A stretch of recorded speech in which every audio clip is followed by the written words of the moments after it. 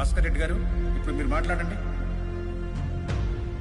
అధ్యక్ష, గత ప్రభుత్వం యొక్క దిక్కుమాలిన పాలన వల్ల ఈ రాష్ట్రం మొత్తం భ్రష్టు పట్టిపోయింది అధ్యక్ష. ఎందుకు భ్రష్టు పట్టిపోయింది అంటున్నానంటే అధ్యక్ష, రాష్ట్రంలో రామరాజ్యంలో ఉండాల్సిన పాలన రాక్షస రాజ్యంలో మారిపోయింది అధ్యక్ష.